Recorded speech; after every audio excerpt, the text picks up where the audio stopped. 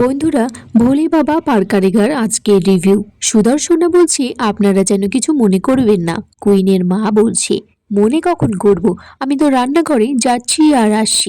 কুইনের ঠাম্মিকে বলছে আমি যে এতগুলো রান্না করলাম সব খেয়ে নিল, পেট তো নয় যেন গামলা। কুইনের বাবা বলছে কুইনের বিয়ে দেওয়ার পর থেকে আমার মনে হয় পাহাড়ে চলে যাওয়াই ভালো। কুইনের মা বলছে পাহাড় কেন, কোনো ধর্মস্থানে কাশী গয়া এখানে চলো। কুষাঞ্চন বলছে বৌদি আপনার মধ্যে তো এরকম কোনো ভাব ছিল না।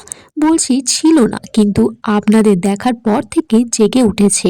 আমানের বর তখন রাগ করে বলছে আমি আর খাবো না, চলে যেতে চাইছে। কুষাঞ্চন বলছে আমিও চলে যাব, কিন্তু কুইনের বাবা বলছে রাত্রের খাবারটা খেয়ে যান, রাত্রে গরম গরম ফুলকো লুচি হবে, তার সাথে রাবড়ি আছে, বোঁদে আছে, আর একটু খাসির মাংস রান্না হচ্ছে নতুন করে।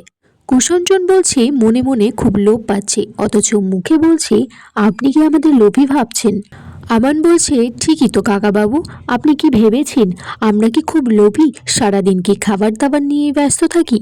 কুইন তখন বলছে এটা ভাবার কি আছে, এটাই তো সত্যি। দর্শনা বলছে ধীরঞ্জনকে ভেবে দেখুন দাদা, গরম গরম ফুলকো লুচি কিন্তু হাতছাড়া হয়ে যাবে। ধীরঞ্জন বলছে তার কোনো প্রশ্নই উঠছে না, আমরা তো ওবেলা খেয়েই যাব, এমনিতেই 4টে বেজে গেছে।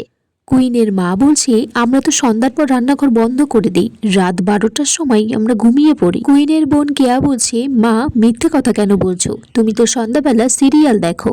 কুষঞ্জন বলছে আপনাদের এই রাজকীয় খাবারের আয়োজন এগুলো হেলায় ফেলে তুচ্ছ করে চলে যাব, এত বড় অমানুষ আমরা নই। কুইন বলছে ঠিক আছে, এখানে যখন খাবেই না তখন খাবারগুলো প্যাক করে দেওয়ার জন্য। কুইনের বাবা বলছে এত খাবার তো খেলি, তারপরে আবারও এতগুলো খাবার প্যাক করে দেব? কুইন বলছে বাবা তুমি তো নিমন্ত্রণ করেছো, তাহলে এই আত্মীয় স্বজনদেরকে যত্ন করবে না? কুইনের বাবা বলছে আমি তো নিজে নিমন্ত্রণ করিনি। কুইনের ঠাম্মিও বলছে হ্যাঁ, ওরা তো জোর জবরদস্তি এখানে এসেছে। কুষঞ্জন তারপর বলছে ঠিক আছে আমরা সন্ধ্যাবেলায় চলে যাব, কিন্তু কুইনকেও প্যাক করে নিয়ে যাব। কুইন বলছে সে কি, আমি তো 3 দিনে অষ্টমঙ্গলাতে থাকবো বলে এসেছি। কুইনের মা বলছে চলে যা চলে যা, এমনিতেই তো অষ্টমঙ্গলের নিয়ম কানুন সব মানা হয়ে গেছে। মা কুইনের ঠামিকে বলছে মা কুইনকে চলে যেতে বলুন, না হলে তো কুইনের সাথে সাথে ওরাও থেকে যাবে এখানে, আমার তো রান্না করতে করতে হাত পা কালি হয়ে যাবে। কুইনের ঠাম্মি বলছে আমরা নিজে গিয়ে কুইনকে দেখে আসব।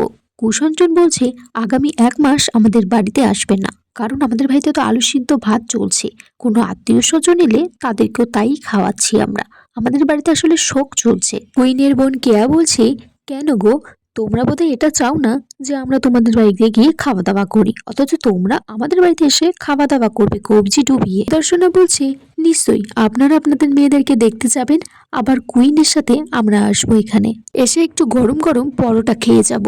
কুষঞ্জন বলছে বাকিটা আমি বলছি, গরম গরম পরোটা সাথে কিছু লাবড়ি থাকবে বা ছানার জিলিপি থাকবে। আবার তারপর খাওয়া হয়ে গেছে। কুইনের ঠাম্মি বলছে ওদেরকে হাত ধরে তোল, হাত ধরে তুলতে না পারলে ঘাড় ধরে তোল। কুষঞ্জন এত খাবার খেয়েছে যে উঠতেই পারছে না, সে বলছে আমি আর একটা নেই, আমি 3টে হয়ে গেছি। আমনও উঠতে গিয়ে উঠতে পারছে না, তার বরটা উঠতে গিয়ে পড়েই গেল। ধীরঞ্জন বলছে আমার তো ওঠার প্রশ্নই উঠছে না, কারণ আমার তো মাথাটা বন বন করে ঘুরছে, আমি তো উঠবো না, এখানে বসেই থাকবো। কুইন তারপর কুষঞ্জনের হাত ধরে তুলে দেয়। কুষঞ্জন বলছে যে হচ্ছে, এবার হজম হয়ে যাচ্ছে। মা বলছে কি বলছেন আপনি? ঠিক এখানেই আজকের পর্ব শেষ হয়ে যায় বন্ধুরা, তোমরা কমেন্টস করে জানিও কেমন লেগেছে আজকের পর্বটা।